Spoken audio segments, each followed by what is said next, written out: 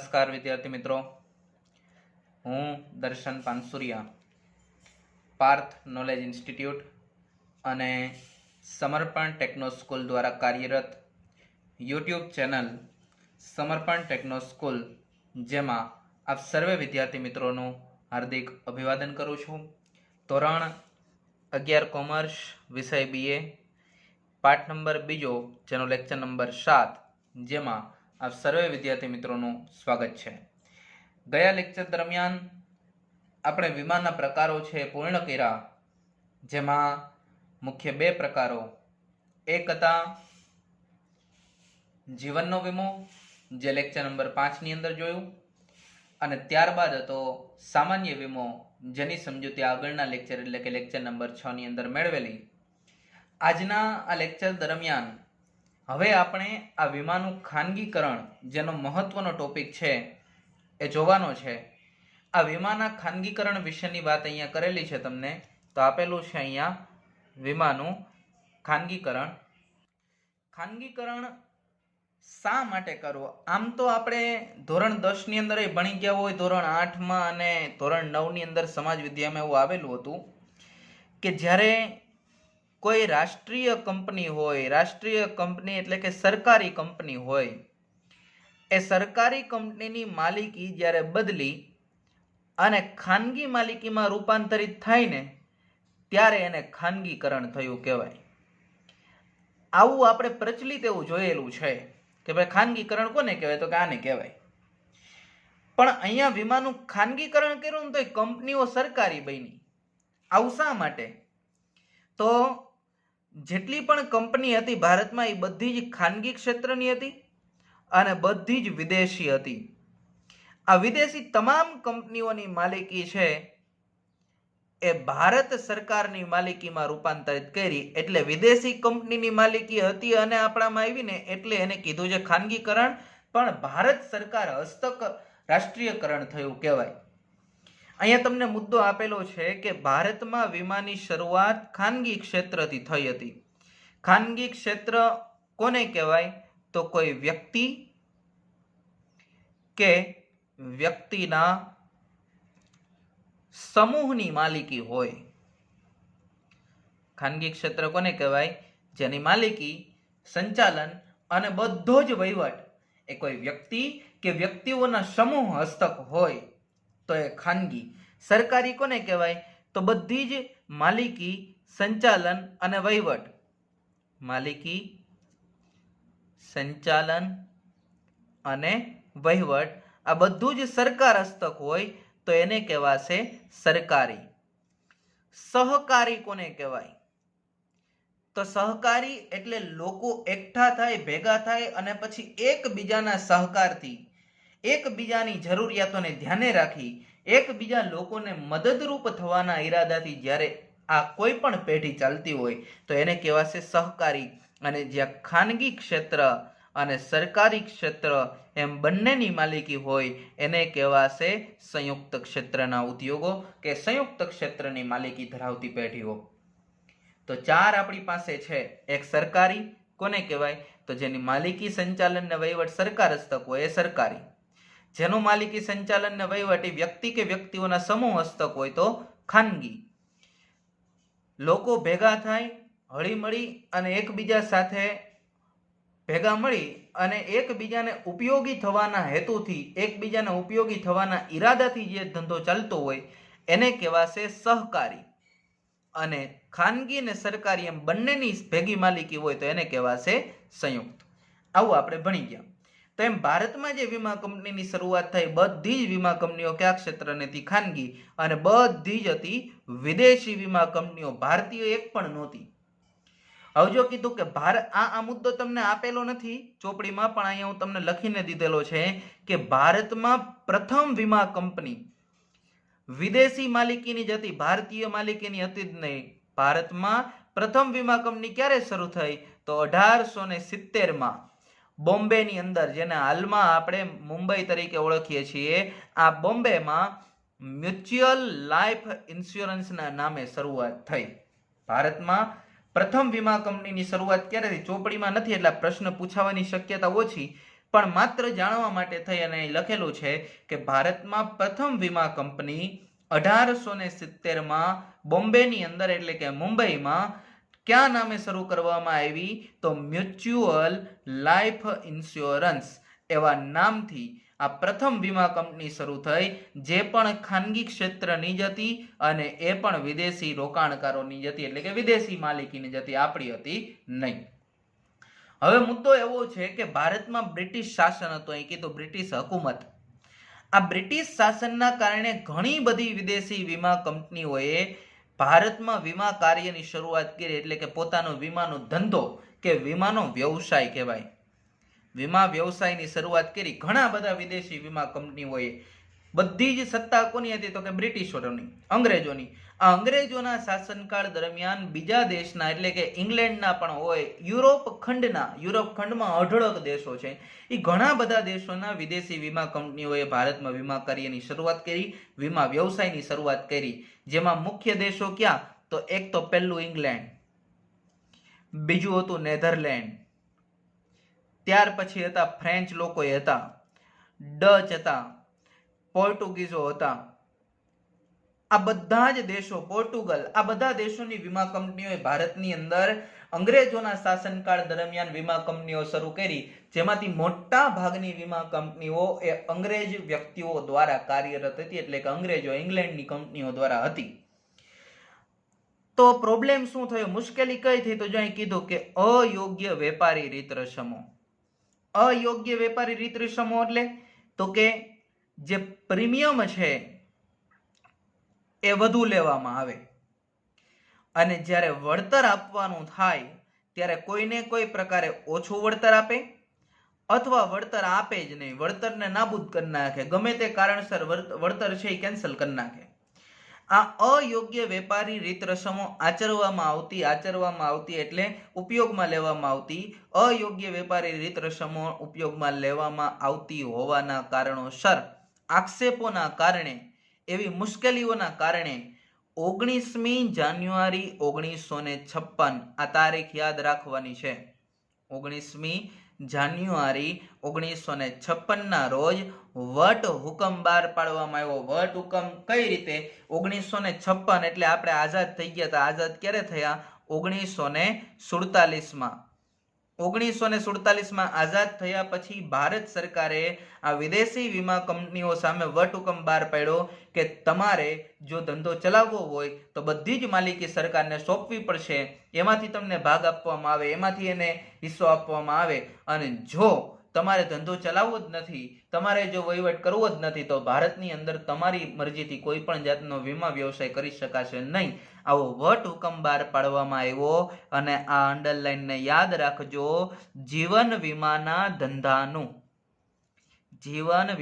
ધંધાનું રાષ્ટ્રીયકરણ કરવામાં આવ્યું અને વિદેશી વીમા કંપનીઓની બધી જ માલિકી જે ખાનગી ક્ષેત્રની હતી એ બધી જ માલિકી, જીવન વીમાની માલિકી 19મી જાન્યુઆરી 1956ના રોજ ભારત સરકારે લઈ લીધી અને ભારતીય જીવન વીમા નિગમ, જેને આજે પણ હયાત છે, આજે પણ કાર્યરત છે, જેનું પૂરું નામ છે life insurance corporation of India, LIC, life insurance corporation of India, LIC ની સ્થાપના કરવામાં આવી, LIC ની શરૂઆત થઈ.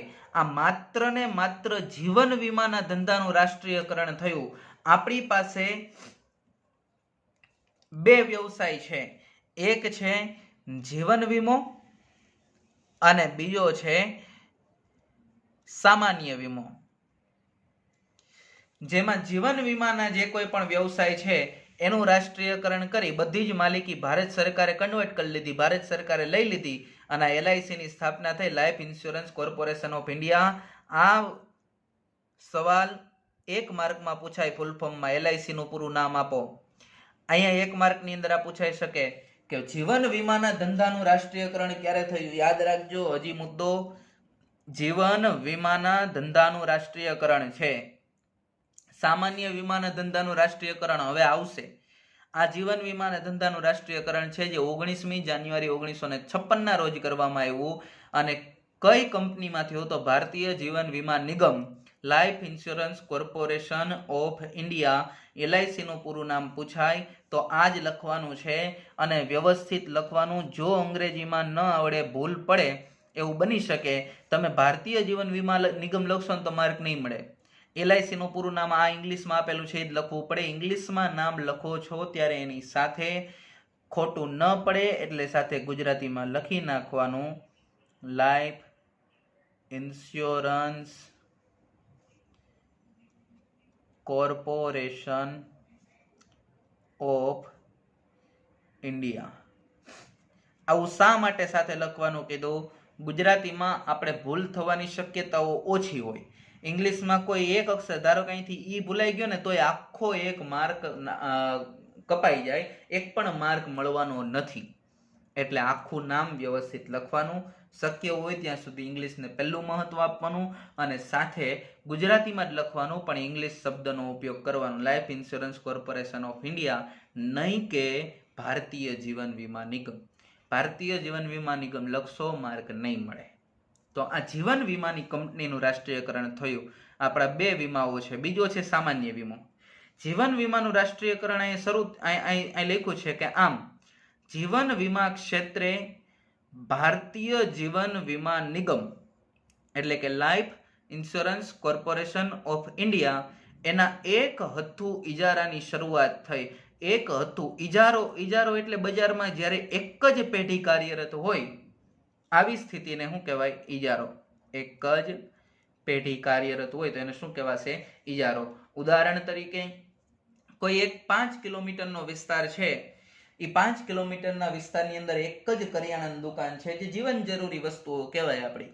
અને આ કરિયાણાના દુકાનની અંદર જે વસ્તુઓનું વેચાણ કરવામાં આવે છે, જે વસ્તુઓનું વિતરણ કરવામાં આવે છે, ત્યાં એક જ પેઢી કાર્યરત હોવાના કારણે એ દુકાનનો માલિક તમારી પાસેથી વધારેમાં વધારે પૈસા લે છે. તમને ખબર પણ છે કે વધારે પૈસા લે છે. જો તમારે ઓછી કિંમતે ખરીદવું હોય તો બીજા પ્રદેશોમાં જવું પડે, નજીકમાંથી વસ્તુ મળતી નથી, એટલે તમારે વધુ કિંમત આપીને પણ ચૂકવવી પડશે. આ એક જ પેઢી કાર્યરત હોવાના કારણે તમારે વધારે કિંમત ચૂકવીને વસ્તુ ખરીદવી પડે. આમ જે વ્યક્તિ એ પેઢીનો માલિક છે એ વ્યક્તિ જે વસ્તુનો જે ભાવ નક્કી કરે ને એ જ ભાવ એનો ફાઇનલ ભાવ કહેવાય.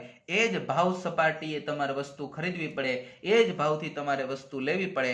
આવી જે સ્થિતિ છે આને કહેવાશે ઇજારો. તો તમારી ટૂંકી વ્યાખ્યા તમે ઇજારાની લખો તો એવી લખી શકાય કે જ્યારે બજારમાં કોઈ એક જ પેઢી કાર્યરત હોય અને એ પેઢી છે એના દ્વારા જે ભાવ સ્થિર થતો હોય એ ભાવે જ વસ્તુનું વેચાણ થતું હોય, આવી જે બજારની પરિસ્થિતિ છે એને ઇજારા તરીકે ઓળખવામાં આવે. આમ ભારતની અંદર જીવન વીમાની કંપની તરીકે જેનું રાષ્ટ્રીયકરણ થયું, જે વિદેશી જીવન વીમાની કંપનીઓ હતી એ બધી જ ભારત સરકારે રાષ્ટ્રીયકરણ કરી અને પોતાની બનાવી લીધી. ત્યારે ભારતીય Jeevan Bima Nigam life insurance corporation of India LICની સ્થાપના કરવામાં આવી. અને આ LICની જે સ્થાપના થઈ એ સ્થાપના થયા પછી LIC એકમાત્ર એવી કંપની હતી કે જે ભારતની અંદર જીવન વીમો પૂરી પાડતી. ભારતીય જીવન વીમા નિગમ એ એક હથ્થુ કંપની હતી, એટલે એક જ કંપની હતી કે જે જીવન વીમો પૂરો પાડતી હતી, એટલે એને કીધું છે ઇજારો. પણ અહીંયા શોષણ થવાની શક્યતા ખૂબ જ ઓછી છે. શા માટે? આ કંપનીની માલિકી સરકારી છે, એટલે સરકાર શોષણ કરશે નહીં.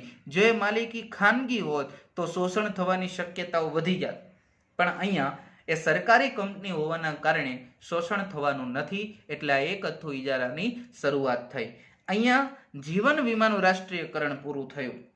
હવે બીજું રાષ્ટ્રીયકરણ છે સામાન્ય વીમાનો. આપણો જે બીજો પ્રકાર છે આપ્યું. સામાન્ય વીમાની શરૂઆત પણ ભારતમાં બ્રિટિશરો દ્વારા એટલે અંગ્રેજો દ્વારા જ કરવામાં આવી હતી.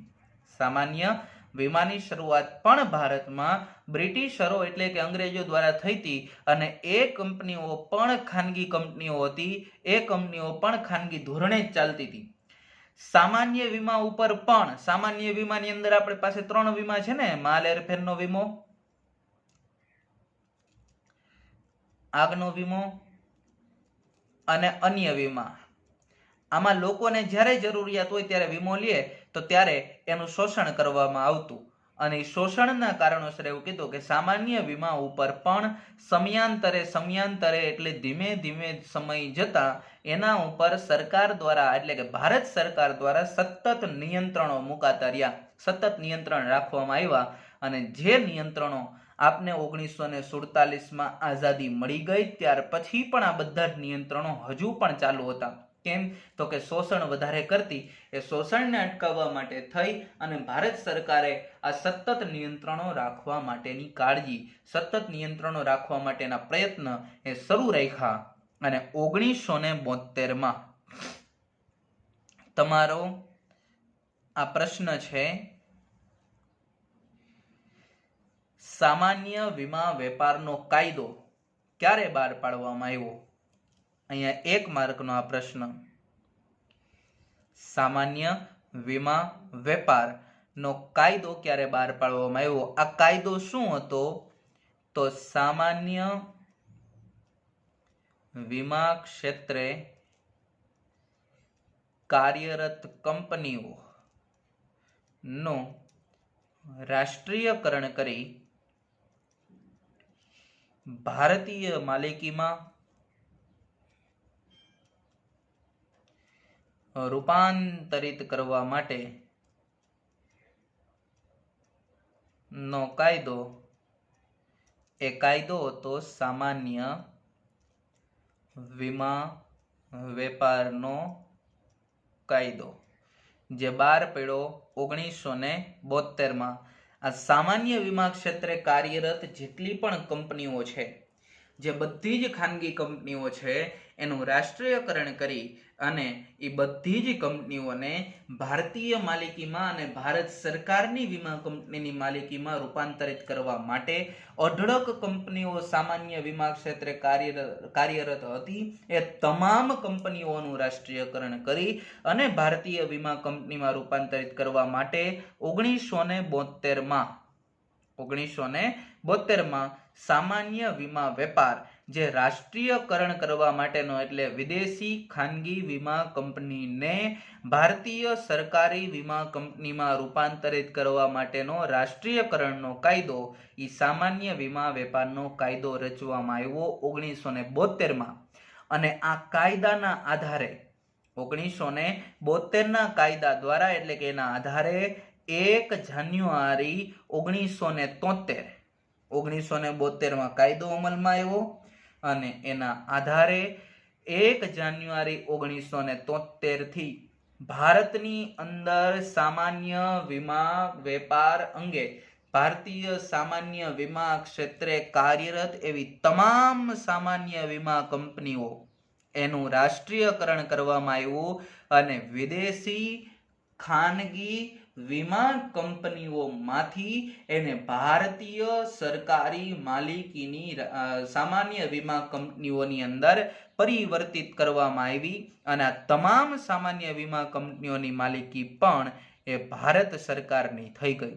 આ બીજો 1 માર્કનો પ્રશ્ન. સામાન્ય વીમા કંપનીઓનું રાષ્ટ્રીયકરણ ક્યારે થયું? તો 1 જાન્યુઆરી 1973માં. ક્યાં કાયદાના આધારે? તો 1972ના સામાન્ય વીમા વેપારના કાયદાના આધારે. સામાન્ય વીમા વેપારનો રાષ્ટ્રીયકરણ કાયદો ક્યારે બહાર પડ્યો? તો 1972માં.